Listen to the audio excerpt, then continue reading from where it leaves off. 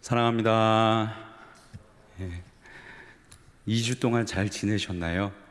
네, 저는 우리 담임 목사님과 또 장로님들 허락과 또 우리 청년들의 이해로 한 주간 휴가를 잘 다녀왔습니다. 흑역사를 남겼습니다. 공항에 여권을 두고 가가지고요. 그랬어요. 그래도 덕분에 잘 쉬고 충전했습니다. 하반기 사역 잘 또 힘내서 할 수 있도록 저를 위해서 계속 많은 기도 부탁드리겠습니다. 2주 전 말씀을 한번 떠올려 볼까요? 7월 첫날에 7월 1일에 유다 백성들이 수문 앞 광장에 모여서 하나님의 말씀을 받습니다. 하나님의 말씀, 모세가 기록한 여호와의 율법책을 계속해서 듣고 배우다 보니 이들이 하나님 말씀과 다르게 살아왔던 자신들의 죄를 깨닫기 시작합니다. 내 죄를 말씀 앞에서 하나 둘 발견하다 보니 슬퍼요. 내 죄가 너무 아파요. 그래서 막 울기 시작합니다. 하지만 지도자들은 이 날은 여호와의 성일이니 절기이니 하나님께서 명령하신 대로 울지 마라, 즐거워하라고 명합니다. 그러자 유다의 백성들은 하나님 말씀에 순종해서 합리적이고 근거가 있는 울 법도 한 자신의 감정을 순종하며 꺾습니다. 그런데 이제 그 절기도 다 끝났습니다. 오늘 느헤미야 9장의 본문은 이렇게 시작합니다. 그 달 7월 스문 나은 날 7월 24일이 되던 날입니다. 7월 1일 날 말씀을 받고 자신의 죄를 깨달은 지도 24일이라는 꽤 긴 시간이 흘렀어요. 그리고 슬픔을 꺾어가며 지냈던 절기도 다 끝이 났습니다. 이 절기를 지내는 동안 즐거워해야 했고 또 자신의 죄를 깨달은 지도 꽤 오랜 시간이 흘렀습니다. 비록 일찍이 자신의 죄를 하나님 말씀으로 깨달았지만 이 죄를 발견했을 때의 그 충격과 그 아픔은 어쩌면 계속 지속되는 것이 불가능한 상황일지도 모르겠습니다. 그런데 오늘 본문에서는 이 유다 백성들의 반응이 기록되어 있는데 우리는 이 유다 백성들의 모습을 한번 잘 살펴볼 필요가 있습니다. 유다 백성들이 다시 모여요. 24일째 되는 날에 다시 모여서 함께 금식을 하기 시작합니다. 금식을 하기 시작하고 굵은 배 옷을 입고 티끌, 즉 온몸에 머리부터 재를 뒤집었어요. 금식을 하고 배 옷을 입고 머리부터 발끝까지 재를 뒤집어 쓰는 것은 자신의 죄를 회개하며 또 나에게 이 죄가 있음을 스스로 수치스럽게 느끼는 겁니다. 내 모습을, 나의 죄를 수치스러워할 줄 아는 것, 이것이 금식을 하고 배 옷을 입고 그리고 티끌, 재를 뒤집어 쓰고 있는 것이에요. 그리고 나서 이렇게 고백하고 있습니다. 한번 화면을 통해 말씀을 확인하시죠. 이날의 낮 4분의 1은 그 제자리에 서서 그들의 하나님 여호와의 율법책을 낭독하고 2주 전에도 제가 말씀드렸지만 제자리에 서서 하나님 여호와의 율법책을 낭독하는 것은 하나님의 말씀을 내가 사모하는 마음으로 받는 겁니다. 그 위대하신 하나님의 말씀을 두려워하며 하나님의 입에서 나오는 말씀이기 때문에 그 말씀을 경외하는 마음으로 받는 것이 제자리에 서서 말씀을 받아요. 그리고 낮 4분의 1은 죄를 자복하며 그들의 하나님 여호와께 경배하는데 이렇게 기록되어 있습니다. 처음엔 서서 하나님의 말씀을 받았어요. 하나님의 말씀을 경외하는 마음으로, 하나님을 존중하는 마음으로 말씀을 서서 받았습니다. 그런데 말씀을 계속 받다 보니 그들이 자신의 죄를 깨닫고 자복하며 하나님께 경배하고 있습니다. 여기 경배하다라는 단어는 히브리어로 샤하라는 단어인데 이 샤하라는 단어는 직역하면 몸을 구부리는 거예요. 몸을 구부려서 얼굴을 땅에 대고 하나님 앞에 납작 엎어지는 것이죠. 왜 엎어질 수밖에 없어요?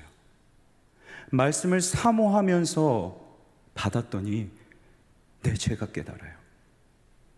내 죄를 깨닫고 내 수치스러움을 알고 나니 하나님 앞에서 똑바로 서 있을 수가 없는 것이죠. 그래서 말씀을 진실되게 받는 자들의 나타나는 단 한 가지 반응은 하나님 앞에서 엎드릴 줄 압니다. 여호와 입에서 나오는 모든 말씀 앞에서 그저 엎드리는 것밖에 할 수 없어요. 이 말씀은 내가 받을 만한 말씀인가? 이 말씀은 내가 납득할 수 있는 말씀인가? 감히 판별하지 않습니다. 그저 그 앞에서 납작 엎드려서 하나님 내 죄를 발견하고 있습니다. 제가 감히 하나님 앞에 저의 낯을 들 수가 없습니다 하면서 하나님 앞에 고백하고 있는 것이죠. 결국 유다 백성들은 자신의 죄에 계속해서 민감했어요. 절기를 지켰어요. 거룩한 예식을 행했습니다.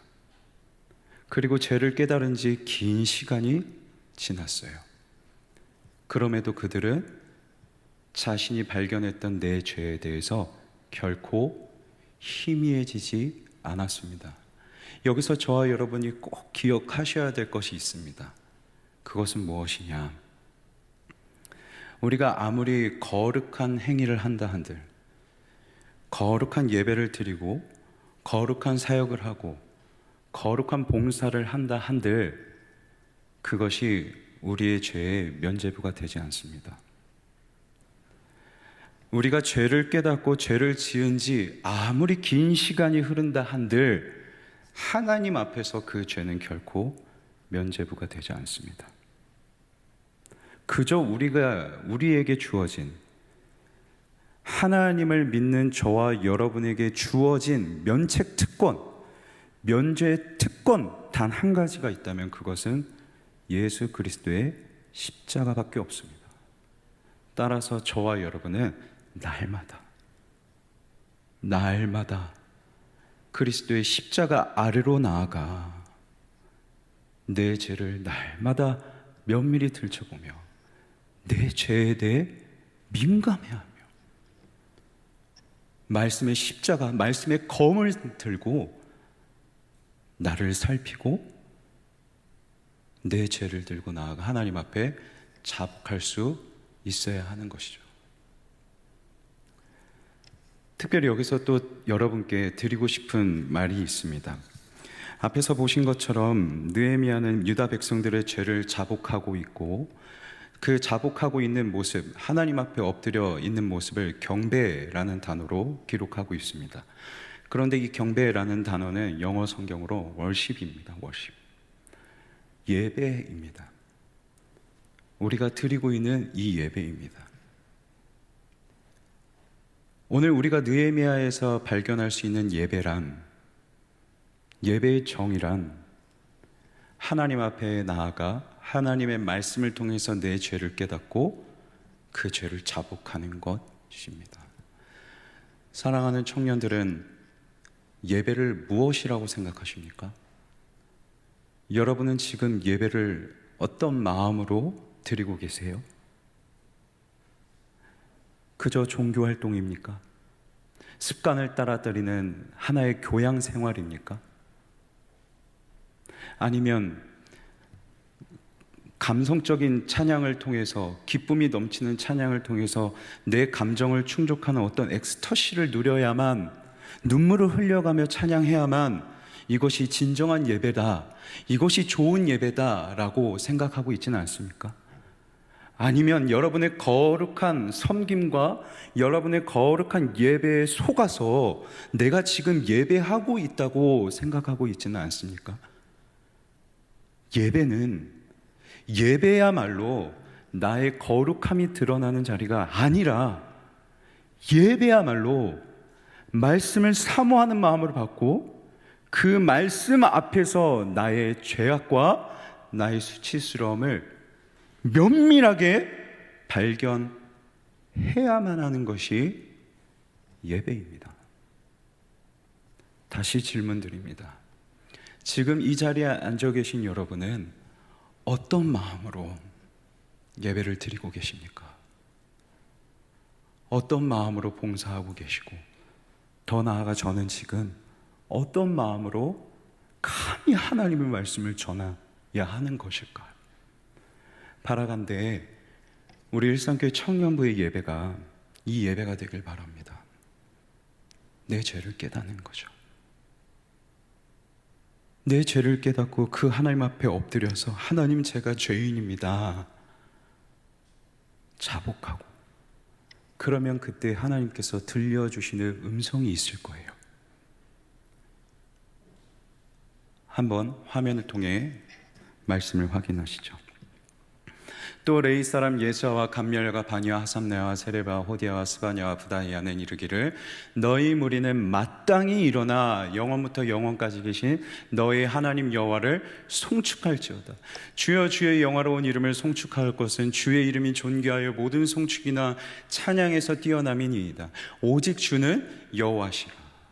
처음에는 이들이 하나님의 말씀을 사모하는 마음으로 서서 하나님의 말씀을 받았어요.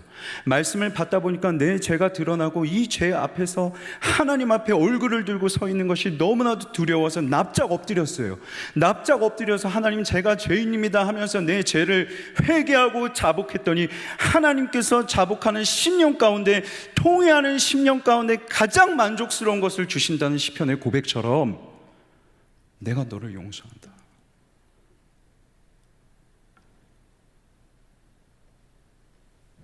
이 죄인을 예배하게 하시는 그 하나님의 은혜를, 이 죄인이 드리는 손짓과 몸짓을 결코 거룩하지 않은 나의 행위를 거룩히 여겨주시는 그 하나님의 은혜를 경험하니까 일어나는 거예요. 마땅히 일어날 수밖에 없어요.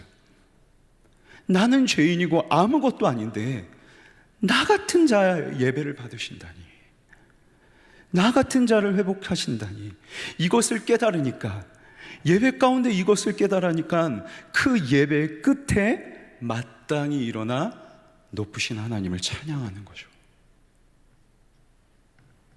하늘과 하늘들의 하늘과 일월 성신과 땅과 땅 위의 만물과 바다와 그 가운데 모든 것을 지으시고 다 보존하시오니, 우리를 보존하시는 그 하나님을 높여드리는 것만이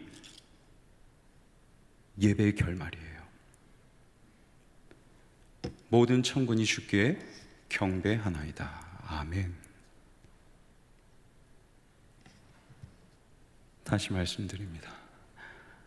저는 여러분과 이 예배를 드리고 싶습니다. 우리 청년들과 함께 드리는 우리의 예배가 이 예배가 되길 바랍니다. 그저 감정의 어떤 엑스터시를 누리고 봉사하고 사역하는 데 급급하고, 이게 아니라 하나님 말씀 사모해서 받고 그 말씀을 순종하는 마음으로 받고,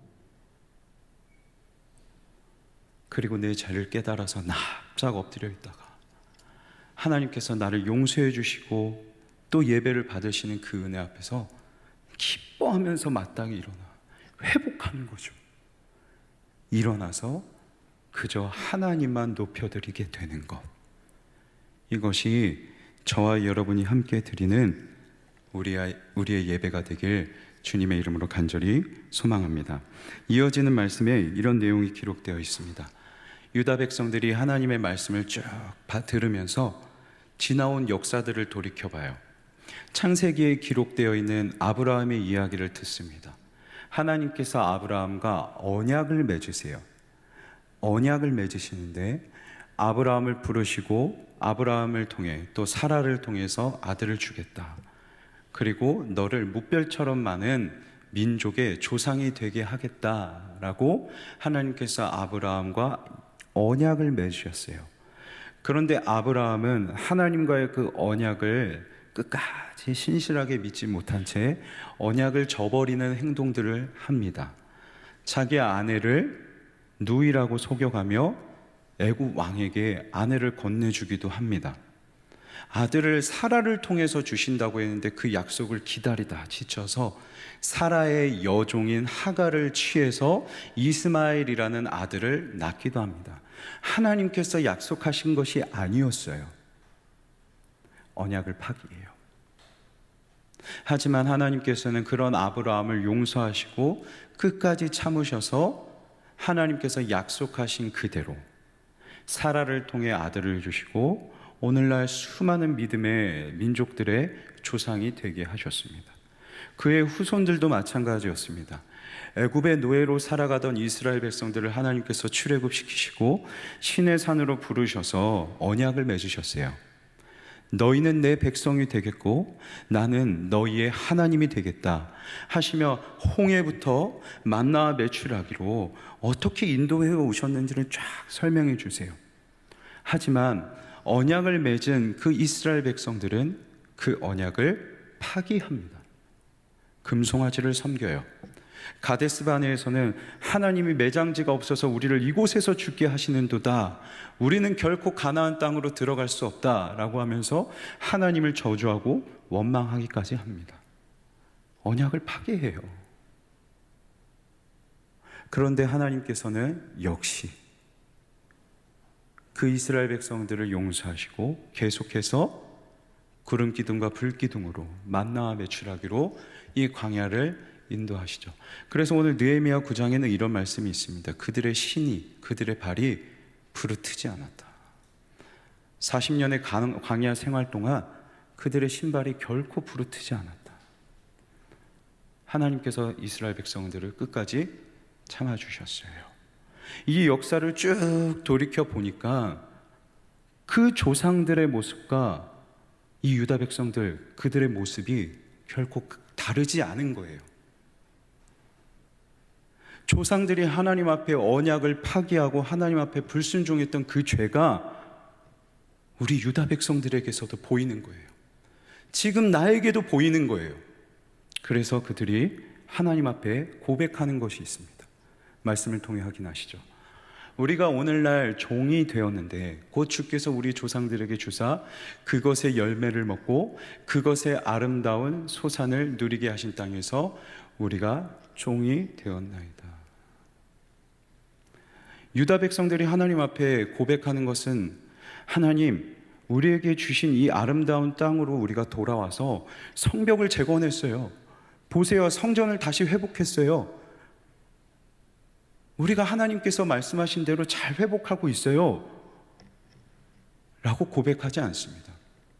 하나님께서 우리에게 주신 이 아름다운 땅에서 우리가 종되었나이다.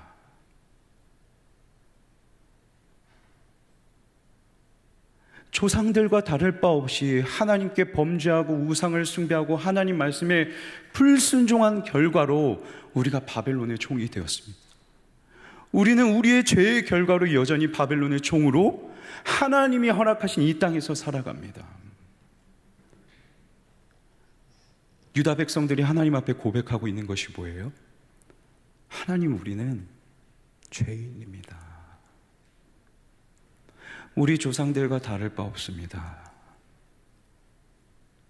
우리도 죄인입니다. 그래서 지금 그 결과로 이 땅에서 우리가 종되어 살아가고 있습니다. 내 죄를 직면합니다. 사랑하는 청년 여러분, 예루살렘 성전으로 돌아왔습니다. 성벽을 재건했습니다. 성전을 다시 세웠습니다. 외부적인 환경들은 잘 회복해 가는 것 같아요. 그런데 그게 끝이 아닌 거예요. 외부적인 것들을 세웠지만 결국에 바라봐야 할 것은 나인 거예요. 나의 내면, 나의 죄. 하나님 앞에서 불순종하고 있는 나의 죄. 외부적인 환경들은, 건물들은 잘 세웠어요. 하지만 결국에 바라봐야 할 것은 내 안에 있는 죄가, 이게 결정적으로 남아있는 거죠.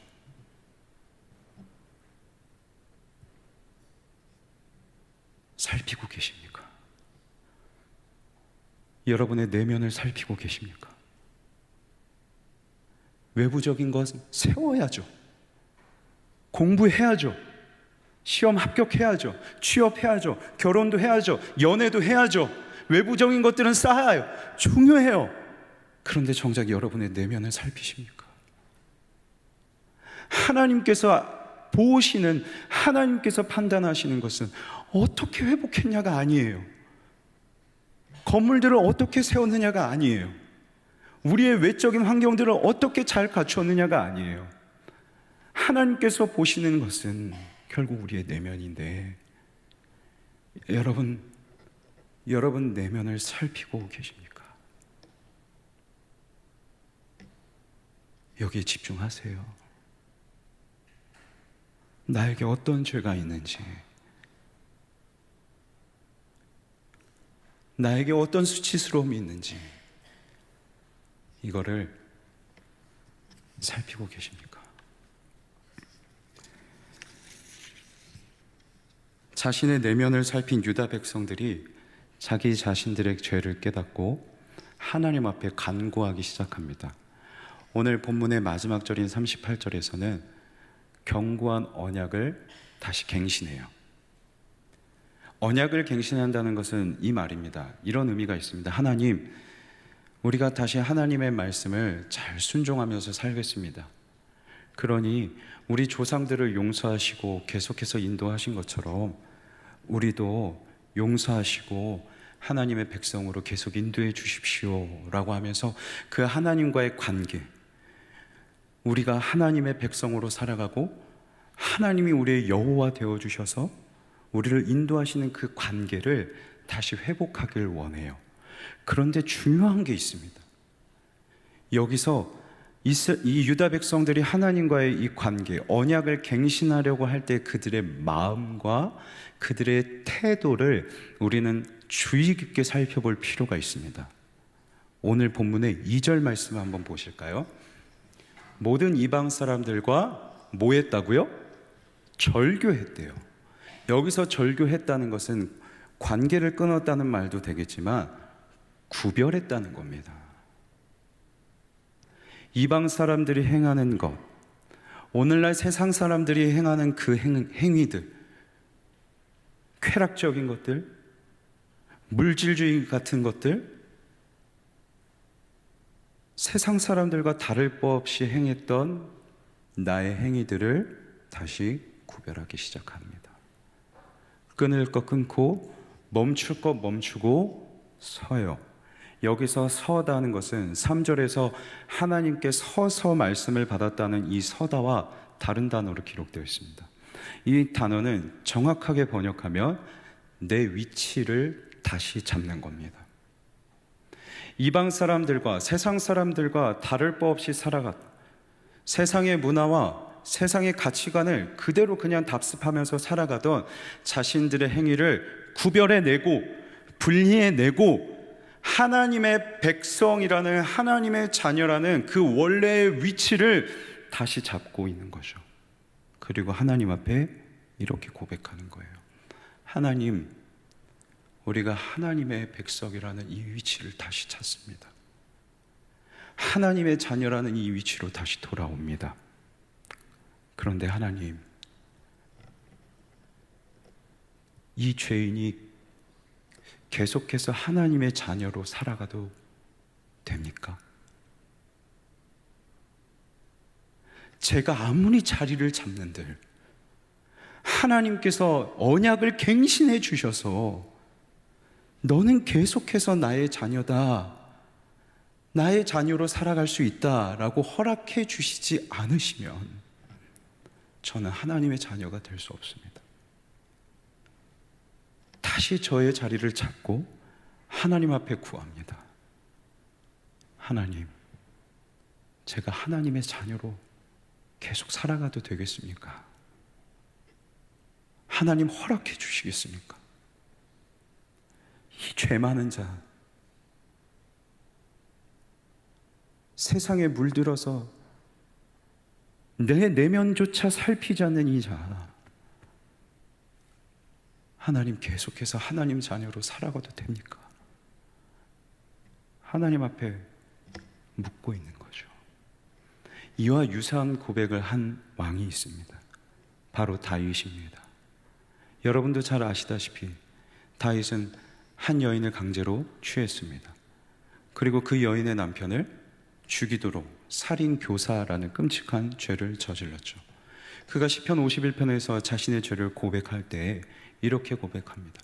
주여 나를 쫓아내지 마시고 주의 성령을 나에게서 거두지 마옵소서. 하나님 저를 쫓아내지 말아주세요. 이 끔찍한 죄인이 다시 하나님의 백성이라는 자리로 돌아와서 하나님 앞에 묻습니다. 제가 하나님께서 택하신 왕으로 계속 살아가도 되겠습니까?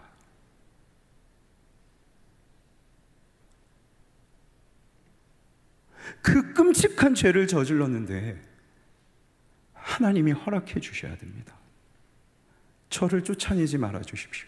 저를 왕으로 세우셨을 때 부어주셨던 그 하나님의 영을 거두지 말아 주십시오. 하나님께서 제가 계속해서 왕을 이어갈 수 있도록 허락해 주셔야 합니다.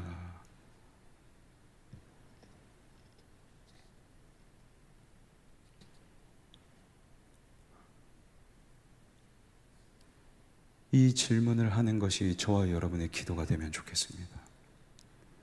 하나님, 제가 계속해서 하나님의 자녀로 살아가도 괜찮겠습니까? 하나님이 죄 많은 자가 계속해서 목사가 해도 되겠습니까?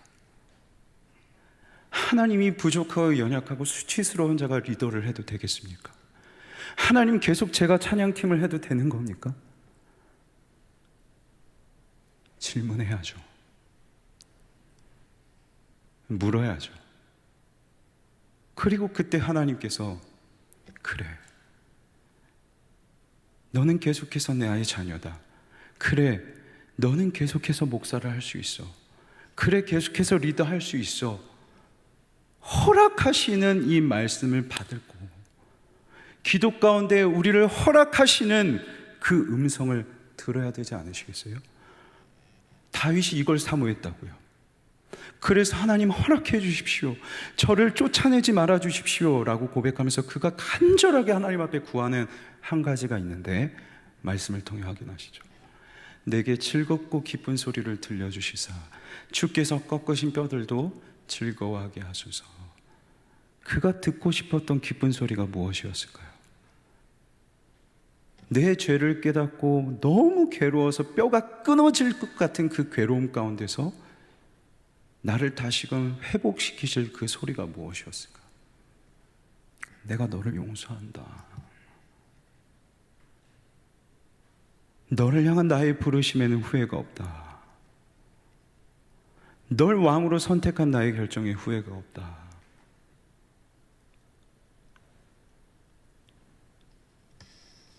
이걸 들어야 되지 않을까요?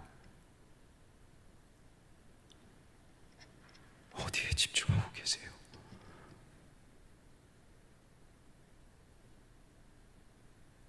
무엇을 위해 기도하고 계세요?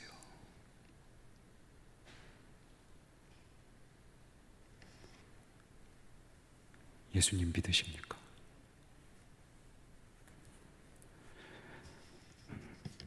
말씀을 맺겠습니다.